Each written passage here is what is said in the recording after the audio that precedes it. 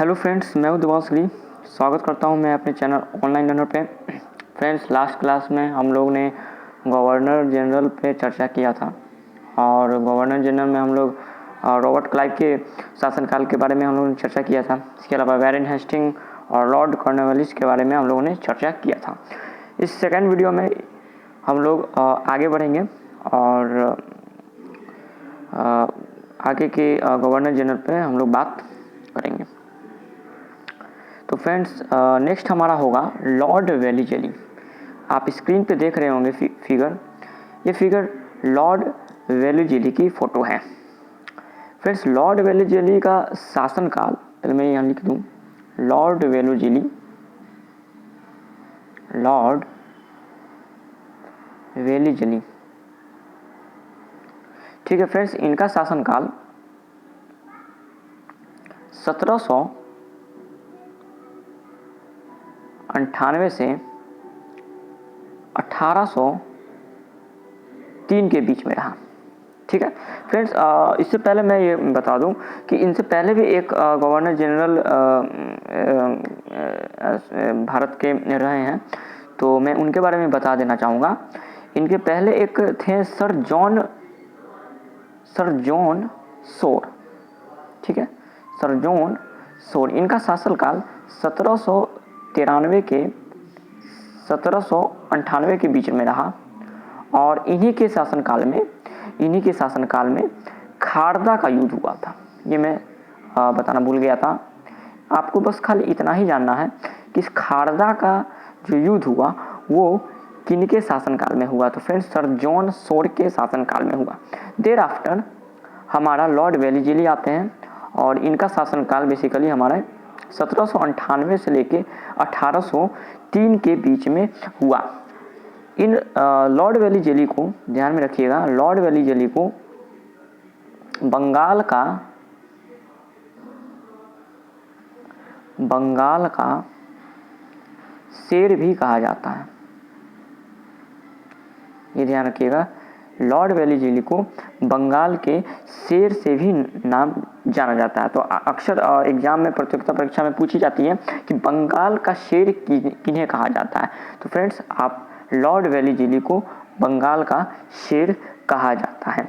इनके ही शासनकाल में, ध्यान रखिएगा, इनके ही शासनकाल में सहायक संधि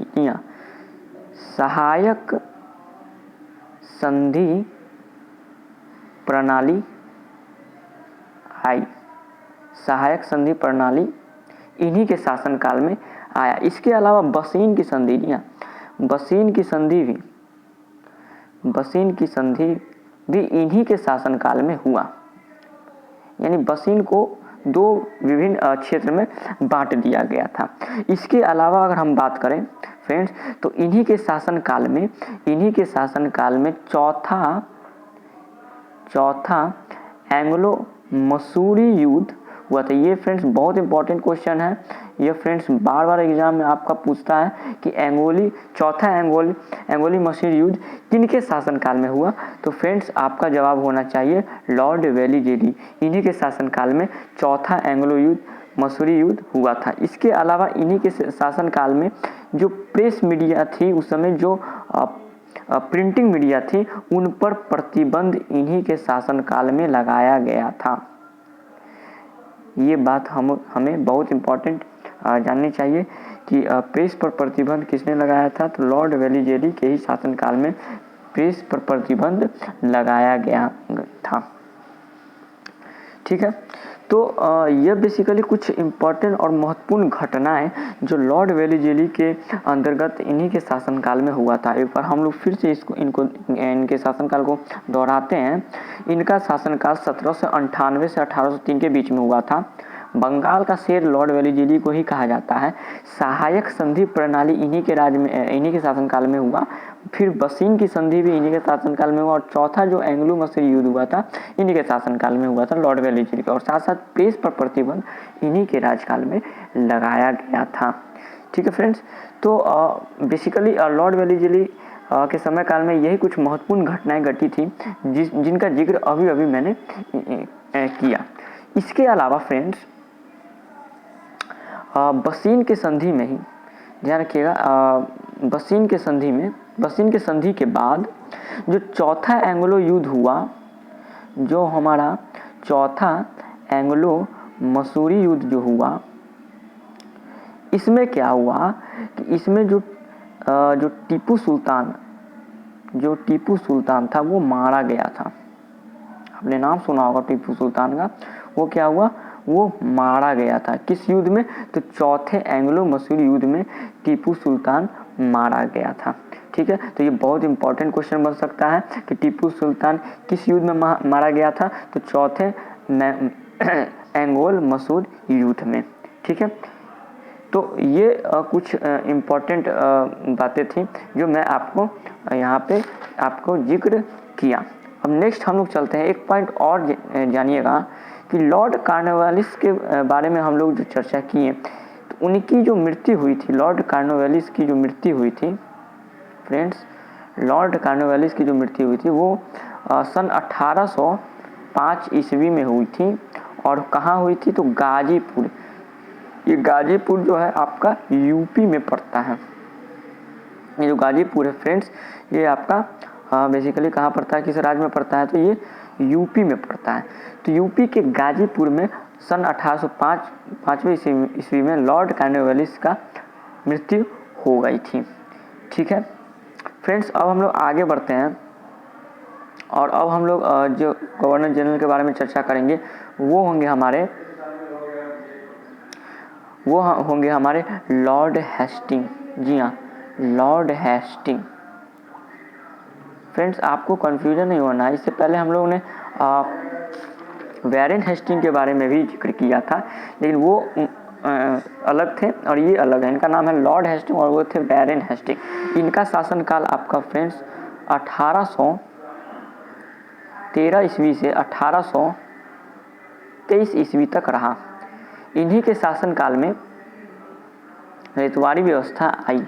इन्हीं के शासनकाल में फ्रेंड्स रेतवाड़ी व्यवस्था लागू किया गया था। ये बहुत इंपॉर्टेंट क्वेश्चन है, रेतवाड़ी व्यवस्था किनके शासनकाल में आया, तो ये रेतवाड़ी व्यवस्था जो है यह फ्रेंड्स आपका लॉर्ड हेस्टिंग के शासनकाल में आया। ठीक है फ्रेंड्स, और अब ये बेसिकली रेतवाड़ी व्यवस्था सबसे पहले लागू कहाँ किया गया था, तो मद्रास के बाड़ा महल में यह रेतवाड़ी व्यवस्था लागू किया गया। तो फ्रेंड्स इनके शासनकाल में ज़्यादा कुछ इंपॉर्टेंट महत्वपूर्ण घटना नहीं है फ्रेंड्स। मैं पहले भी जिक्र किया था कि हम लोगों को सिर्फ और सिर्फ पॉइंट बाय पॉइंट कुछ बातें ध्यान में रखनी है, क्योंकि हिस्ट्री तो बहुत डिटेल्स की चीज़ है। तो हम लोग अगर हिस्ट्री को इतना डिटेल से पढ़ेंगे तो हम लोग काफ़ी कंफ्यूज हो जाएंगे। इसलिए फ्रेंड्स जो एग्ज़ाम पॉइंट ऑफ व्यू से है, हम लोग को बस खाली उतना ही ध्यान में रखना है, कुछ महत्वपूर्ण घटनाएं को बस खाली ध्यान में रख लेना है। किस गवर्नर जनरल के अंतर्गत क्या हुआ, कि शासनकाल कितना से कितना के बीच में रहा, और क्या ऐसी नई योजना या क्या नई ऐसी नीति थी हर गवर्नर जनरल के शासनकाल में, वो बस हम लोग थोड़ा सा समझेंगे और आगे बढ़ेंगे। डिटेल्स में हम लोग को जाना नहीं है, क्योंकि हम लोग को सिर्फ और सिर्फ एग्जाम पॉइंट ऑफ व्यू से पढ़ना है। ठीक है, तो फ्रेंड्स अब हम लोग आगे बढ़ते हैं। अब जो फ्रेंड्स हम नेक्स्ट जो गवर्नर जनरल की बात करेंगे वो होंगे हमारे Lord William Bentinck. Lord William Bentinck, इनके शासनकाल में फ्रेंड्स ध्यान रखिएगा, इनके शासनकाल में, इनका शासनकाल सबसे पहले समझिएगा 1828 से 1835 तक रहा। ध्यान रखिएगा 1828 से 1835 तक रहा। 1833 में इन्हीं के शासनकाल में चार्टर एक्ट आया। फ्रेंड्स चार्टर एक्ट इन्हीं के शासनकाल में आया। कब आया, तो 1833 में आया। ठीक है, इसके अलावा हम लोग ये समझेंगे कि ये भारत के पहले गवर्नर जनरल भी रहे। पूछे कि भारत के पहले गवर्नर जनरल कौन थे। बंगाल में, यहाँ बंगाल का चर्चा नहीं कर रहा, मैं यहाँ भारत का चर्चा कर रहा हूँ। तो भारत के पहले गवर्नर जनरल, भारत के, पूछे कि भारत के पहले गवर्नर जनरल की अगर कोई चर्चा करे तो आपको क्या कहना है, कि वो होंगे हमारे कौन थे, लॉर्ड विलियम बेंटिक। ये भारत का, मैंने बंगाल की बात नहीं की, भारत की बात की, तो भारत के पहले गवर्नर जनरल विलियम बेंटिक ही थे। ठीक है, कोई दिक्कत वाली बात नहीं है। अब फ्रेंड्स हम लोग समझेंगे कि चार्टर एक्ट के तहत क्या था हुआ। तो चार्टर एक्ट एक ऐसी नीति थी, चार्टर एक्ट एक ऐसी नीति थी जिसके तहत जो ठगी का काम जो लोग करते थे, ठीक है, या फिर ठगी से किसी की ज़मीन को हड़प लेना या बहुत कुछ ऐसे किसी का संपत्ति लूट लेना, तो फिजिकली ऐसे ठगी जैसी प्रथा पर बैन लगाना, यह बेसिकली चार्टर एक्ट का ही चार्टर एक्ट के तहत ही ये आ जाता है। ठीक है, तो ये मैं कुछ बताना चाह रहा था कि चार्टर एक्ट बेसिकली होता क्या है। तो जो ठगी का काम जो करते थे उन पर बैन लगाना ही चार्टर एक्ट था। ये कब चार्टर एक्ट लागू किया गया, तो 1833 में ये लागू किया गया। इसके अलावा फ्रेंड्स इनके शासनकाल में एक और महत्वपूर्ण घटना को समझेंगे कि इन्होंने लॉर्ड विलियम बेंटिक ने राजा राम मोहन राय जो कि फ्रीडम फाइटर, स्वतंत्रता सेनानी थे भारत के, इनके साथ राजा राम मोहन राय के साथ इन्होंने क्या किया, मिलकर जो सती प्रथा था फ्रेंड्स, जो सती प्रथा था, सती प्रथा पर बैन लगा दिया। सती प्रथा पर बैन लगा दिया। ठीक है, तो ये एक बहुत महत्वपूर्ण घटना थी जो मैं जिक्र कर रहा हूँ कि लॉर्ड विलियम बेंटिक ने क्या किया कि राजा राम मोहन राय के साथ, जो कि एक स्वतंत्रता सेनानी और फ्रीडम फाइटर, या फिर हम इनको एक क्रांतिकारी के रूप में भी कह सकते हैं, राजा राम मोहन राय के साथ मिलकर सती प्रथा पर बैन लगाया। अब सती प्रथा क्या होता है? सती प्रथा फ्रेंड्स वो चीज़ हो गई कि जैसे होता क्या था कि पहले के समय में कि जिनके पति अगर मर जाते थे तो उनकी पत्नी को मजबूरी में क्या होता था कि आग के हवाले उन्हें कर दिया जाता था।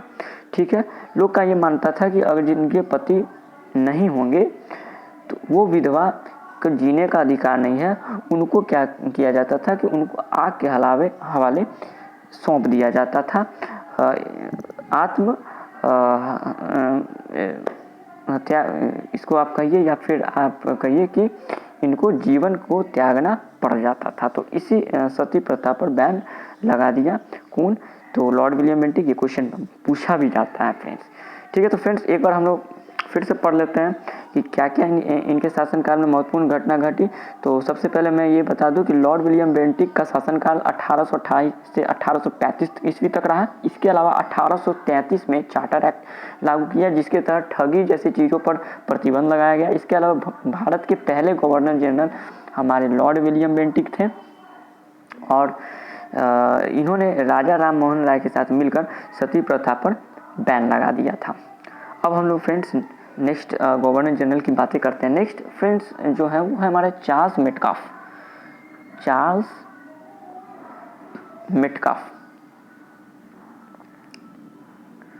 फ्रेंड्स चार्ल्स मेटकाफ की अगर हम बात करें तो इनकी शासनकाल के बारे में अगर हम लोग जिक्र करें तो एक मिनट, इनकी शासनकाल के बारे में हम लोग जिक्र करते हैं तो ये 1835 से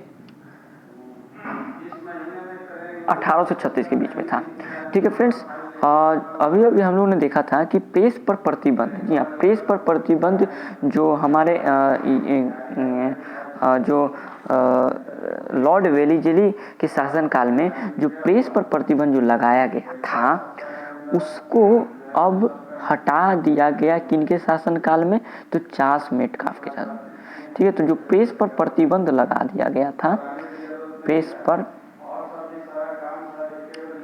प्रतिबंध जो लगाया गया था उस पर जो प्रतिबंध था जो कि लॉर्ड वेलीजली के शासनकाल में जो था वो चार्ल्स मेटकाफ के शासनकाल में क्या कर दिया गया, इसको हटा दिया गया। तो फ्रेंड्स इनके शासनकाल में बस खाली इतना ही ध्यान में रखना है कि प्रेस पर प्रतिबंध किनके शासनकाल में हटाया गया था। तो फ्रेंड्स आप चार्ल्स मेटकॉफ को आंसर उसका दे सकते हैं फ्रेंड्स। अब हम लोग नेक्स्ट चलेंगे फ्रेंड्स। नेक्स्ट हमारे हो जाएंगे नेक्स्ट गवर्नर जनरल की अगर हम बात करें तो फ्रेंड्स लॉर्ड डलहौजी काफ़ी महत्वपूर्ण गवर्नर जनरल भी भारत के रहे हैं। और लॉर्ड डलहौजी के बारे में अगर हम बात करें तो इनका शासनकाल बेसिकली फ्रेंड्स 1848 ईस्वी से लेके 1851 ईस्वी तक रहा। ठीक है फ्रेंड्स। लॉर्ड डलहौजी के बारे में मैं अब बताने जा रहा हूँ कि Lord Dalhousie friends Lord Dalhousie को आधुनिक भारत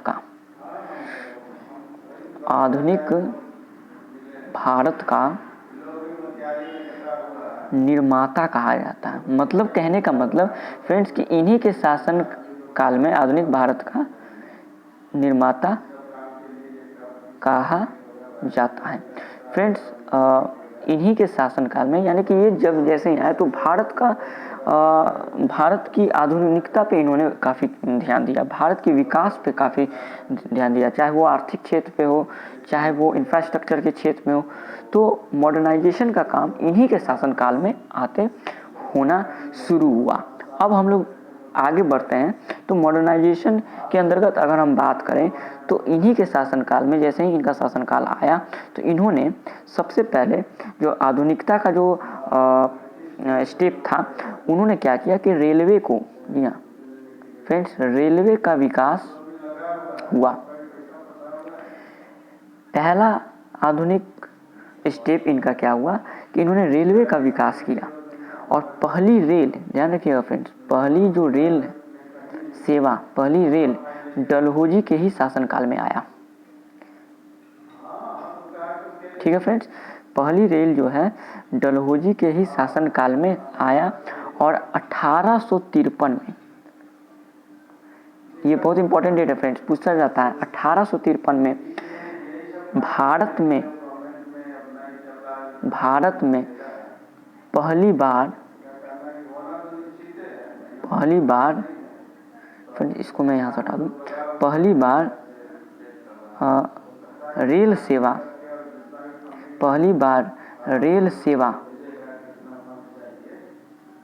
प्रारंभ हुआ। कहाँ से कहाँ, तो ये फ्रेंड्स याद रखिएगा, बम्बई से ठाणे के बीच में। कहाँ से कहाँ, किनके बीच में हुआ, तो बम्बई से ठाणे के बीच में पहली रेलगाड़ी चली। किनके शासनकाल में, तो लॉर्ड डलहौजी के शासनकाल में पहली रेल सेवा कहाँ से कहाँ, तो बम्बई से ठाणे। ये बहुत महत्वपूर्ण है, ये पूछा जाता है एग्जाम में कि भारत में पहली रेल सेवा कब किस ईस्वी में शुरुआत हुई। तो फ्रेंड्स आपको ध्यान में रखना है 1853 में। और कहाँ से कहाँ, किस जगह से किस जगह के बीच चली थी, तो बम्बई से ठाणे। और किनके शासनकाल में फ्रेंड्स, तो लॉर्ड डलहौजी के ही शासनकाल में यह सेवा की शुरुआत हुई थी। इसके अलावा फ्रेंड्स आधुनिकता की अगर हम बात करें तो डाकघर यानी जो पोस्ट ऑफिस जो आज है, डाकघर की भी शुरुआत इन्हीं के शासनकाल में हुआ। यानी डाकघर की विकास की जो काम हुई वो लॉर्ड डलहौजी के ही शासनकाल में शुरू हो गया था। ठीक है फ्रेंड्स, नेक्स्ट अगर हम बात करें तो पहली संचार प्रणाली, जी हाँ, पहली संचार प्रणाली की बात करें यानी कम्युनिकेशन की अगर हम बात करें तो वो कहाँ से कहाँ बीच हुई थी, तो वो हुई थी फ्रेंड्स आगरा से कोलकाता। ध्यान रखिएगा फ्रेंड्स, आगरा से कोलकाता। ठीक है, इसके अलावा हम बात करें कुछ महत्वपूर्ण बात, तो प्रतियोगिता परीक्षा सिविल सेवा। ठीक है फ्रेंड्स, प्रतियोगिता परीक्षा सिविल सेवा की जो नींव रखी गई वो इन्हीं के शासनकाल में रखी गई थी। यानी कि सिविल सेवा की जो प्रतियोगिता परीक्षा की जो नींव रखी गई वो किनके द्वारा रखी गई, तो लॉर्ड डलहौजी के द्वारा ही लॉर्ड डलहौजी के द्वारा ही रखी गई थी। ठीक है, तो फ्रेंड्स एक बात मैं यहाँ बता देना चाहूँगा कि जो सिविल सेवा की जो बात मैं यहाँ कर रहा हूँ, जहाँ फिर मैं जिक्र कर रहा हूँ, तो मैं ये बता देना चाहता हूँ कि पहले भारतीय, आपको याद रखना होगा कि जो पहले हमारे भारतीय आईएएस जो थे, पहले हमारे भारतीय सिविल अधिकारी जो थे वो फ्रेंड्स हमारे सत्येंद्र नाथ टैगोर बने थे। पहले सिविल अधिकारी कौन थे? हमारे सत्येंद्र नाथ टैगोर। ये चीज़ आपको ध्यान में रखना होगा। सत्येंद्र नाथ टैगोर थे जो हमारे पहले सिविल सेवा अधिकारी थे। ये कब बने थे फ्रेंड्स? ये भी आपको महत्वपूर्ण क्वेश्चन बन सकता है। तो ये फ्रेंड्स बने थे 1863 में बने थे। और सबसे महत्वपूर्ण बात फ्रेंड्स कि लॉर्ड डलहौजी के शासनकाल में ही doctrine of lapse policy, doctrine of lapse policy, इसको मैं अगर हिंदी में जिक्र कहूँ तो हड़प नीति इन्हीं के शासनकाल में आया। हड़प नीति कहने का मतलब किसी की संपत्ति या किसी की ज़मीन को हड़प लेना। ठीक है फ्रेंड्स, तो डॉक्ट्रिन ऑफ लैप्स इन्हीं के शासनकाल में आया और हड़प नीति के तहत ही पहला जो राज्य बना, हड़प नीति के तहत मतलब पहले राज्य को जो हड़पा गया वो फ्रेंड्स एक मिनट, हड़प नीति के तहत क्या हुआ कि पहला जो राज्य बना, पहला राज्य जो बना यानी पहले राज्य जिन्हें हड़प नीति के तहत हड़पा गया वो था सतारा। फ्रेंड्स सतारा में ये कहना चाह रहा हूँ कि सतारा जो है वो अभी आधुनिक भारत में ये हमारा आर्थिक राजधानी महाराष्ट्र को कहा जाता था उस समय में, महाराष्ट्र को। तो फ्रेंड्स ऑप्शन में अगर सतारा दिया होगा तो आप सतारा टिक करेंगे, अगर सतारा नहीं दिया होगा तो आप महाराष्ट्र टिक करेंगे। ठीक है फ्रेंड, तो लॉर्ड डलहौजी के शासनकाल में कुछ ऐसे महत्वपूर्ण घटनाएं घटी थी जिनके बारे में मैं अभी जिक्र कर रहा हूं। तो फ्रेंड्स अब इसको एक थोड़ा सा ओवरव्यू दे दूं लॉर्ड डलहौजी के समय क्या क्या हुई। तो सबसे पहले मैं ये बता दूं कि लॉर्ड डलहौजी को भारत का आधुनिक निर्माता कहा गया। लॉर्ड डलहौजी को भारत का आधुनिक निर्माता कहा जाता था। ये इनका शासनकाल कब से कब? तो 1848 से 1851 तक रहा। इनके अलावा रेलवे का विकास इन्हीं के शासनकाल में हुआ और पहली रेलगाड़ी 1857 में भारत में पहली बार 1853 में चली और बम्बई से ठाणे के बीच में चली थी। इसके अलावा डाकघर की शुरुआत इन्हीं के शासनकाल में हुआ। पहली संचार प्रणाली आगरा से कोलकाता के बीच में हुई। सिविल सेवा की नींव इन्हीं के शासनकाल में रखा गया था। इसके अलावा पहले जो हमारे भारतीय सिविल सेवा अधिकारी सत्येंद्र नाथ टैगोर थे कब बने? तो 1863 में बने। इसके अलावा डॉक्ट्रिन ऑफ लैप्स पॉलिसी यानी हड़प नीति किनके शासनकाल में आया? तो इन्हीं के शासनकाल में आया। और हड़प नीति के तहत पहला राज्य जो भारत का हड़पा गया वो कौन था? सतारा यानी महाराष्ट्र था आज के समय में। तो फ्रेंड्स अब हम लोग आगे बात करते हैं। तो आगे अगर हम बात करें तो नेक्स्ट हमारा बात करें तो वो होंगे हमारे लॉर्ड कैनिंग। नेक्स्ट अगर हम गवर्नर जनरल की बात करें तो वो होंगे हमारे लॉर्ड कैनिंग। ठीक है, इन्हीं के शासनकाल में ध्यान रखिएगा फ्रेंड्स, इन्हीं के शासनकाल में सबसे पहले मैं ये बता दूं कि लॉर्ड कैनिंग का जो बेसिकली शासनकाल रहा वो बेसिकली आपका 1800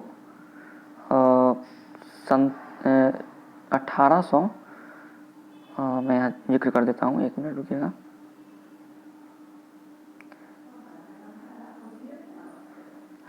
अठारह सौ बावन से 1857 रहा। ठीक है, तो फ्रेंड्स इन्हीं के शासनकाल में 1857 का जो विद्रोह जो हुआ वो इन्हीं के राज में हुआ। 1857 का जो विद्रोह हुआ वो इन्हीं के राज में शुरू हो गया। फ्रेंड्स मैं यहाँ जिक्र करना चाहूँगा कि 1857 का जो विद्रोह की जो कहानी है, जो पूरी हिस्ट्री, फ्रेंड्स मैं उसको डिटेल्स में नेक्स्ट वीडियो या नेक्स्ट फेज में मैं उसको डिस्कस क्लियर करूँगा 1857 की क्रांति के बारे में। बस हम लोग को इतना ही जान लेना है कि 1857 की जो क्रांति हुई वो किनके शासनकाल में हुआ, तो वो लॉर्ड कैनिंग के ही शासनकाल में हुआ था। ठीक है, अब समझने वाली आगे बात ये है कि इस विद्रोह के बाद भारत का जो शासन था वो ईस्ट इंडिया कंपनी से लेकर ब्रिटिश सरकार चलाने लगी। ठीक है, इस विद्रोह के बाद क्या हुआ, ये बहुत महत्वपूर्ण जानकारी मैं आपको बता देना चाहूँगा कि इस विद्रोह के बाद जो भारत का जो शासन जो ईस्ट इंडिया कंपनी के हाथ में था, वो अब भारत का शासन ईस्ट इंडिया कंपनी के हाथ में था, उससे अब लेकर ब्रिटिश सरकार के हाथ में आ गया। ठीक है, ब्रिटिश सरकार के हाथ में आ गया। ठीक है, तो पूछा जा सकता है कि ईस्ट इंडिया कंपनी से भारत का शासन को हटाकर यानी उससे लेकर ब्रिटिश सरकार को दे दिया गया, तो ये किनके शासनकाल में या फिर किनके राज में ये हुआ, तो लॉर्ड कैनिंग के ही राज में हुआ। और अब हम जो बात कर रहे हैं फ्रेंड्स, लॉर्ड कैनिंग को ही भारत का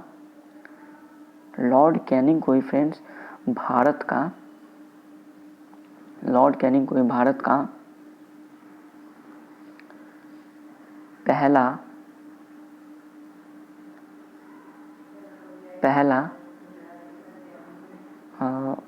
वाइसराय बनाया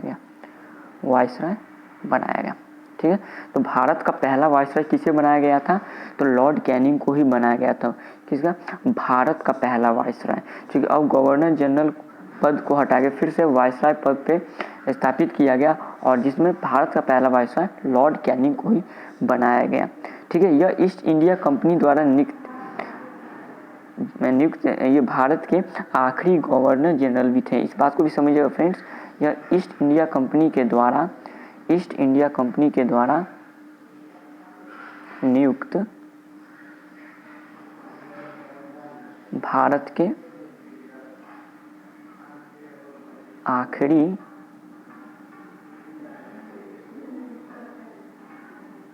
गवर्नर जनरल भी थे। ठीक है फ्रेंड्स, तो ये हमको कुछ महत्वपूर्ण बातें हैं जिसके बारे में जिक्र किया कि लॉर्ड कैनिंग के शासनकाल में क्या हुआ, तो 1857 का विद्रोह हुआ। इस विद्रोह के बाद क्या हुआ कि जो शासन था वो ईस्ट इंडिया कंपनी से हटकर ब्रिटिश सरकार के अंतर्गत आ गया और जैसे ही ब्रिटिश सरकार के अंतर्गत आया तो इन्हें क्या कर दिया, गवर्नर जनरल के पद से हटा के इन्हें वाइसराय बना दिया गया और ये भारत के पहले वाइसराय थे। और एक महत्वपूर्ण बात मैं और बता दूं फ्रेंड्स कि भारतीय में अगर बात करें तो पहले वाइसराय थे वो कौन थे, तो वो थे फ्रेंड्स राजा गोपालाचारी। ठीक है, राजा गोपालाचारी।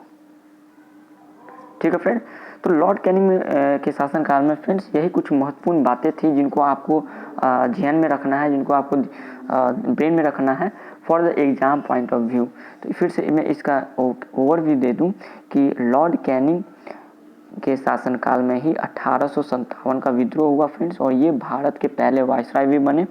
ठीक है, और इन्हीं के शासनकाल में ईस्ट इंडिया कंपनी से भारत का जो शासन था वो ईस्ट इंडिया कंपनी से हटकर ब्रिटिश अपने अंतर्गत ले लिया और जिसके तहत इनकी जो पद थी लॉर्ड गवर्नर जनरल की वो अब हटके क्या हो गई, वाइसराय हो गई और ईस्ट इंडिया कंपनी के ये आखिरी गवर्नर जनरल भी थे। ठीक है, इसके अलावा भारतीय में पूछा जाए पहले गवर्नर जनरल कौन थे, तो वो राजा गोपालाचारी थे।